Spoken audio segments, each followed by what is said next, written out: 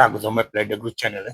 আপনার গোলাপ গাছের পাতায় এই বিশেষ ধরনের হলুদ দাগ, যা অনেকটা জালের মতো বা ছোপ দাগ, মূলত রোজ মোজাইক ভাইরাসের লক্ষণ। এটি কোনো ছত্রাকজনিত রোগ নয়, বরং ভাইরাসজনিত সমস্যা।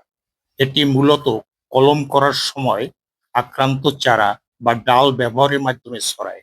সরি টু সে, ভাইরাসজনিত রোগের কোনো ঔষধ নাই, তবে গাছের সঠিক যত্ন নিলে এটি নিয়ন্ত্রণ রাখা সম্ভব। তাহলে কি করবেন? আক্রান্ত অংশ ছাঁটাই করে ফেলুন। যে ডালগুলোতে এই হলুদ পাতা বেশি, সেগুলো ধারালো কাঁচি দিয়ে কেটে ফেলুন। কাটার আগে বা পরে কাঁচিটি জীবাণুমুক্ত করে নিন, বিশেষ করে ডেটল বা অ্যালকোহল দিয়ে। সুষম সার প্রয়োগ করুন।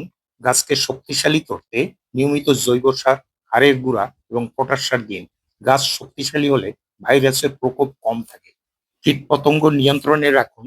জাপ পোকা বা থ্রিপস এই ভাইরাস ছড়াতে সাহায্য করে, তাই সপ্তাহে অন্তত একবার ইমিডাক্লোপ্রিড জাতীয় কীটনাশক স্প্রে করুন। শেষ কথা, গাছ আলাদা করে রাখুন। যদি দেখেন একটি গাছ খুব বেশি আক্রান্ত এবং বাকি গাছেও ছড়িয়ে পড়ছে, তবে আক্রান্ত গাছটি অন্য গাছ থেকে দূরে সরিয়ে রাখুন।